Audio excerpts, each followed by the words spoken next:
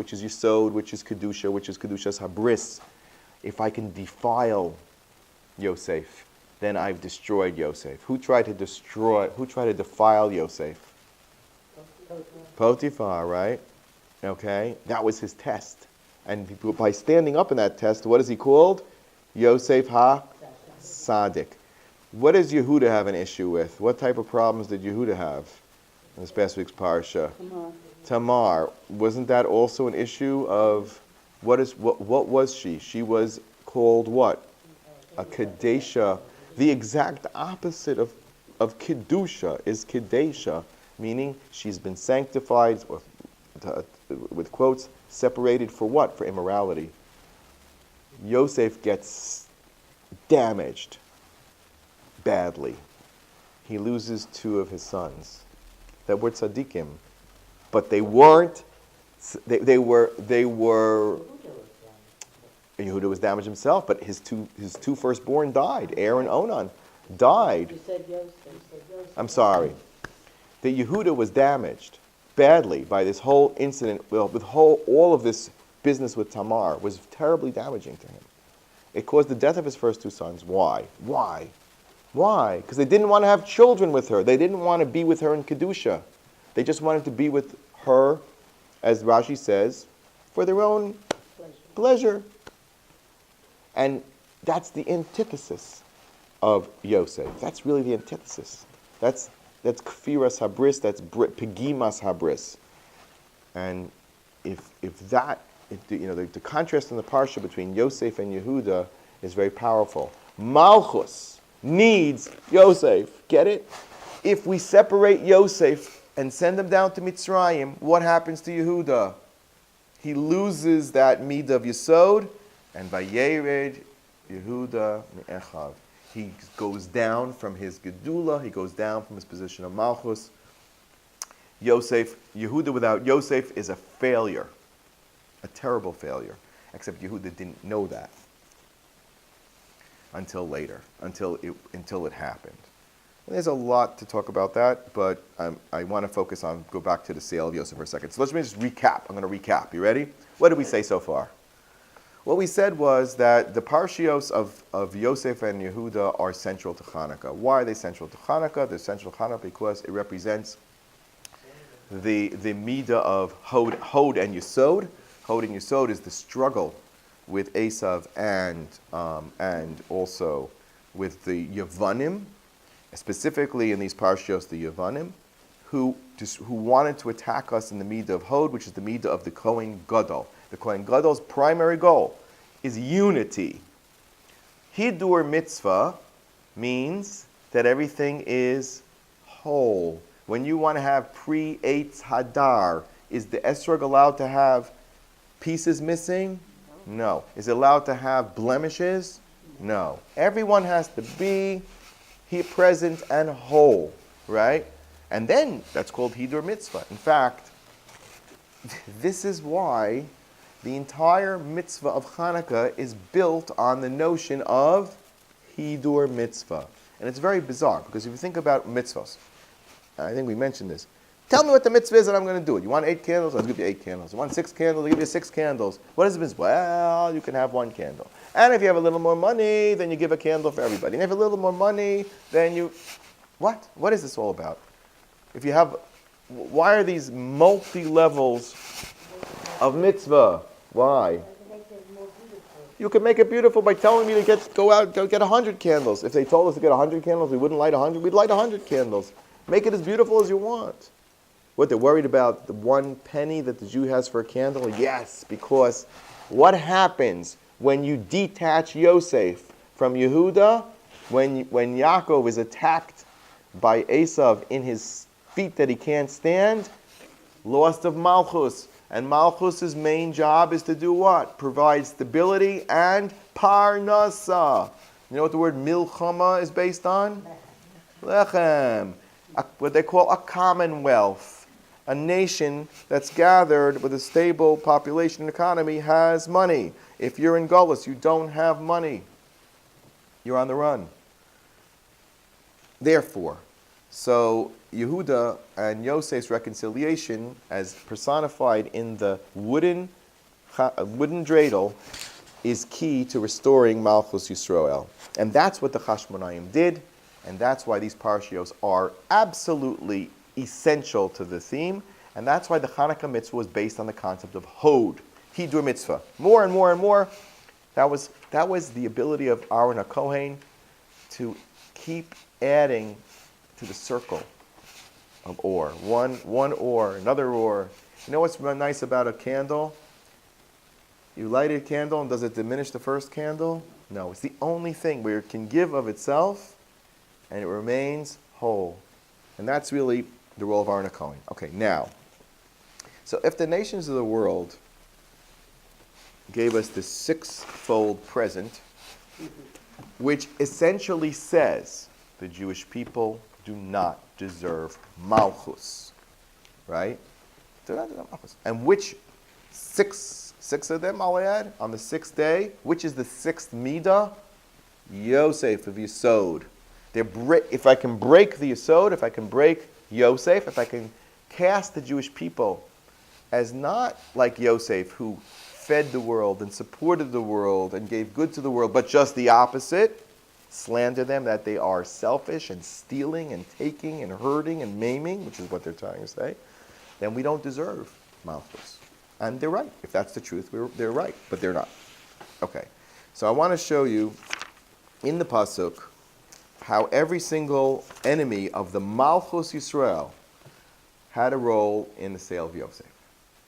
Okay, so I want you to write down in your notebooks, if you're following carefully, every single person in the book of Bereshit, starting from Avram, the first Jew, who wanted to battle with Avram over Eretz Yisrael.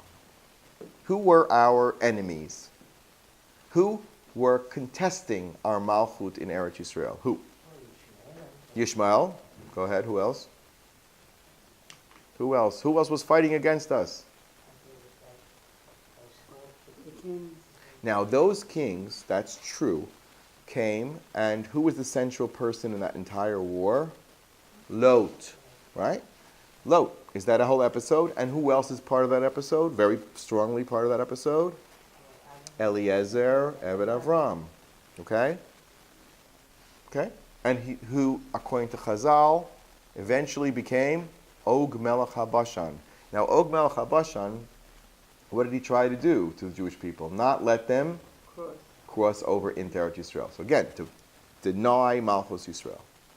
Okay? And what was Eliezer's intention if he was Og in the war of Lot? He wanted Avram to go into the war and get what? Get killed.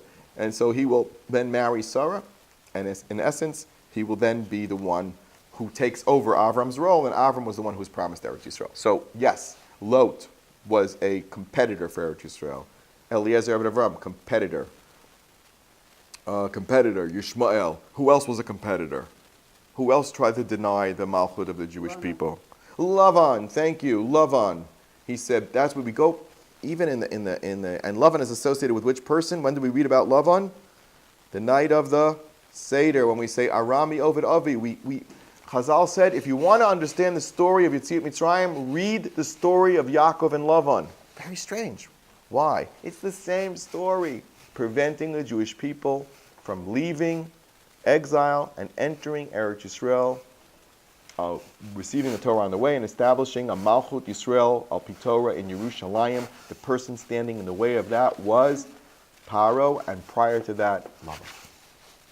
So each one of them had a hand in the sale of Yosef. You want me to show you how? For this, you kind of need a chumash, but I'll read it to you, okay? All right. The sale of Yosef was done by Yehuda, right? But prior to Yehuda, they took him, vayikachuhu, vayishlichehu, oso habora. They threw him into a bore. By the way, where else would Yosef end up in a bore? That they took him in Mitzrayim. They took, it says, vayirtzuhu mitoch habor. That's the beginning of this week's parsha. They took him out of the bore. Same bore. So all the same story. It says, vayeshu lecho lechem. Why lechem? Why lechem? Because what do malachim do? Milchama, their job is to provide what? Lechem, which means we're the kings. We're the kings. We got the lechem right here. Unbelievable.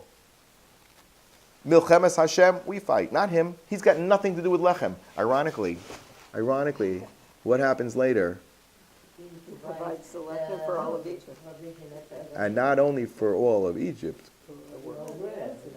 but for all of Am Yisrael and for everybody else. Oh no, we got the lechem. We got that handled. Yeah, right. Okay, now. Vayisu Einehem, they pick up their eyes. Yisu Einehem is used later on. Who picked up their eyes to attack Yosef? Who picked up their eyes to attack Yosef? The lady, his wife. Potiphera. Why, by the way? A little aside here. But she had the vision that from her would come. That, yeah, she saw Baruch HaKodesh. But what did Yosef do that instigated her? Rashi says he was mesalsel besaro. He put curlers in his hair. He wanted curly hair. Shir Hashirim describes, the beloved with curly black locks or raven-like locks. That's considered very attractive for a man. Okay. Did Yosef curl his hair when he was with his brothers?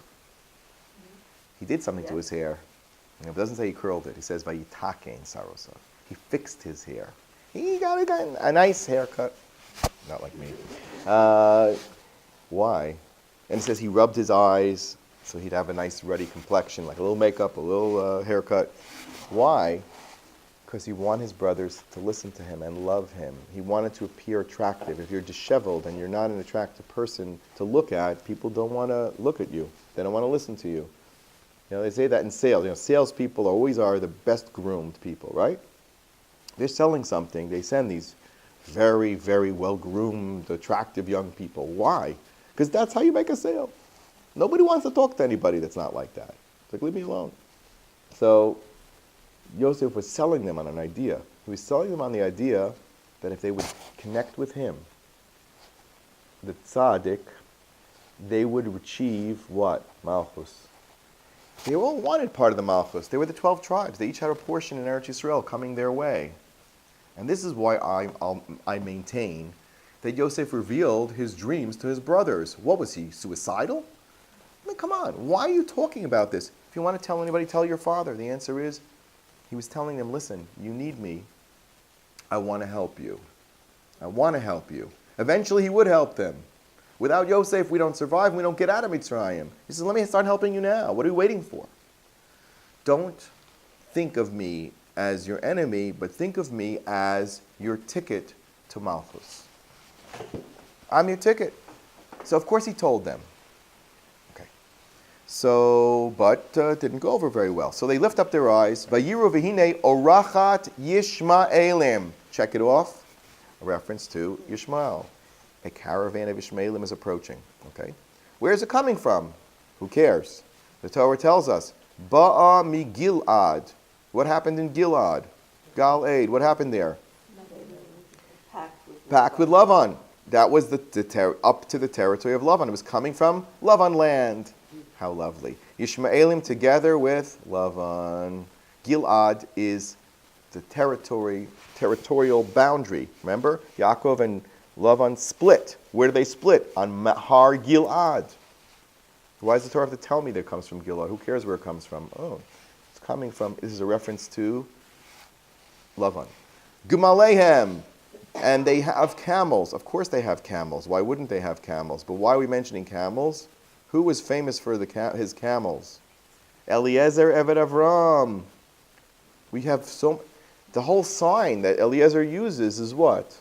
If he's going to give meat to drink and the camels to drink. So isn't it? Eliezer is here. And what were they carrying? Nice fragrances, which is very unusual. Because Correct. It wasn't usual. And what was the name of those fragrances? Nichoot v'tsuri v'lot. Ah, lot. Here's lot. What is tsuri? What do we call Haman? Ish, tsar, v'oyev. My tsar, tsuri. My tsaris is who? Ish, tsar, v'oyev. Haman. Who's Haman from? Amalek. Who's Amalek from? Esav. So they all Holchin lahorid Mitzrayim. There's Paro. What is the Torah telling us? He says, if you think that this is an isolated issue, this issue is the issue for all the Jewish history till the times of Mashiach and including. You will have contests from not one nation, but many, many united nations. This is the pasuk of the United Nations, right? Look how many nations you got here. Who's Og? Og, and this is Gemolim, which is the Eliezer of it, I'm assuming according to Medrash. Now, but there's one more, believe it or not. Who was lurking, even though we have Lavan here, who was really the arch enemy of Avraham and Moshe, as described in Pirkei Avos? So we spoke about this. Who's the real bad, last week, who's the really bad guy? Related to Lavan. In fact, he's Lavan's grandson. That's Esav's grandson. Bilam. Bilam and Lavan are connected. So where's Bilam? You know, our good friend Bilam. He tried to destroy Malchus Yisrael, didn't he? Yeah. He ends up blessing us. And the Gemara in Sanhedrin says, from his blessings, you know what he was trying to curse. It's all implicit in the blessings, exactly what he's trying to say, the opposite. And Hashem stuck it in his throat, it says, like a stick that he had to say, he had to choke it out, just the opposite. And there's one more group that appears mysteriously and gets involved in the sale of Yosef. Okay, so Yehuda says, great, we got this great opportunity, let's sell him to the Ishmaelim. Who else shows up? Midyanim. Listen to this pasuk. Very good. It says, Vayavru anoshim midyanim, soicharim, businessmen, slave traders. Vayimshechu vayalu es Yosef min habor. Rashi says this refers to the Shvatim. And Vayimkaru es Yosef liyishmaelim. Well, then what do I need to know about the Midyanim for? If the Shvatim lifted him up from the bore, and they sold him to the Ishmaelim, who apparently were arriving from the distance, what do I need to know about Midyanim Sochrim here? Because who was the medium with which they sold him? They didn't know. Our Chaim HaKadosh says, they knew the business. You go to an expert, you go to a slave trader, you say, you want to sell a slave. Hey, I got a slave. Who's going to sell it for you? You got a house to sell, lahavdil. Well, you going to sell it yourself? You can try. You got a real estate broker. Midyanim showed up as the slave traders who facilitated the trade with. Okay, where did Midyan do us damage, and how did it do us damage? Where did Midyan do us damage other than here? Benos Midyan. What happened? From Bilam, exactly, correct. Bilam advised the daughters of Midyan to what? To go against the bris, to go and defile the Jewish people. And by doing that, they almost destroy the entire Shevet of Shimon, who was infected with that problem. Right? They were infected with that problem. And they never really recovered because they didn't even have their own independent territory within Eretz Yisrael. They were damaged. And that was the damage of Bilam. In fact, what does Bilam say, ironically? Ma tovu Yaacov mishkanasecha Yisrael. And what does Rashi say, Chazal say over there, was the praise of the tents. So it's one shot is that it's talking about Batei Medrash and Batei Knesset, but it's also talking about something else. Yeah, the windows were not, meaning there was privacy, there was modesty. There was sni'ut, there was kedushat habrit. And everybody, right, exactly. So, how amazing that the sale of Yosef incorporates all of those who would rise against Malchut Yisrael. Because if we don't have the tzaddik, we don't have the Malchut. If Yehuda does not reconcile, if we don't have the eights of Yehuda, we don't have the eights of Yosef, we don't have a dreidel. And the dreidel is Nes Gadol Haya Po, right? The Bnei Yissaschar does go on to say that the mortal life of the Jewish people can be spelled out in the letters Goshen, which is Nes Gadol Hayasham. Yehuda was sent where? To Goshna. Right? Why? To reestablish the connection with Yosef. That's what the Bnei Yissaschar said. So Goshna and the dreidel are wood, because the wood is the Navi speaks about, it's the Haftorah of Chanukah, the Eitz Yosef and the Eitz, that's why there's a thing called Eitz Yosef. Eitz Yosef and Eitz Yehuda will become one tree, no more divisions. They'll line up, Yesod and Malchus will line up together. And that's what we'll have. Okay, so, say it again?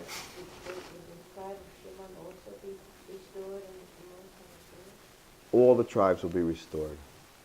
It's an interesting thing, because Rabbi Akiva says in Pirkei Avos, in Sanhedrin, that the 10 tribes are not coming back. But if you look in the Navi Yecheskel, it says that each territory, the future map of Eretz Yisrael will look like rectangular blocks. The lowest tribes are here, like Yehuda, the southern tribes, and it goes all the way up into Lebanon, to Naphtali and Asher, and there's like a triangular block of territory for each tribe. So how could you say the tribes aren't coming back? So one answer is that when they came back for Bayit Sheni, it was a mixture of all the... So there are people from Yisachar and Zvulun mixed into our blood of the Yehudim and Binyaminim who were left. We just don't know who they are, and that's part of what Eliyahu Navi will come to do. He'll say, oh, you're a Zvulun, you're a this. But in a deeper sense, those are that's the state of Zvulun. You understand? If you're a Zvulunite or not, you're still, like when you go today and you drive up north, you pass through where? Mate Binyamin. We're right now in Mate Yehuda. You go up, you'll see a wolf on the highway. You know that little wolf on the highway? Right. Mate Binyamin. You go up and you're going to, and you say it's the local council of Menashe. Because this is going to be, those are our states. Those are the states of our union. Okay? So exactly who's going to populate them, that we have to figure out. But does it mean that the tribes will come back en masse? It could mean that. It could definitely mean that. There's Tchias HaMesim coming. But I'll say at minimum it means that this is the territory which today is associated with them and carries with it special Kedusha and special Kochos that area brings to Am Yisrael. Okay, just to conclude, I think that I'm just going to frame this in what happened with the United Nations and say that they're coming on the sixth day with the 6 complaints, and they're doing what's predictable. And then we have to do what's predictable. The purpose of Chanukah really is to end the Sinas Chinam within Am Yisrael, the internecine rivalry and tribes between those who are mityaven, those who are more, and those who are less. And that's our great task. And it's no accident that Bibi Netanyahu also got a little Hanukkah present, as he described it. Corruption charges, and whatever they're bringing against him. And I'm not here to say it's true or false. Maybe it's true, maybe it's false. But what was the point? To tear down the unity of the government and create chaos here in terms of doing. Isn't it also the turn to put down philosophy, the study of philosophy? I mean, in terms of what? In terms purpose of Chanukah? The The purpose of Chanukah. Well, again, if we have the tzaddik can go into Mitzrayim and stay holy and gain all the wisdom. It says that the Malach Gavriel taught Yosef 70 languages. He could speak in the United Nations in every language you wanted. Only him, only the tzaddik can speak to the United Nations, and that's exactly the point. The point is the nations will love us. If what? If we emulate Yosef HaTzaddik. And that's our job, to be more tzaddikim, to be more holy, to be more kedusha, to be more peace with each other. And this is the job of the Kedushas Chanukah. Hang on to the tzaddikim and hang on to the knowledge. The Torah is the root, and everything else is window dressing. And if we understand that, we'll be able to convince the nations of the world as well. Amen. Let's go ahead.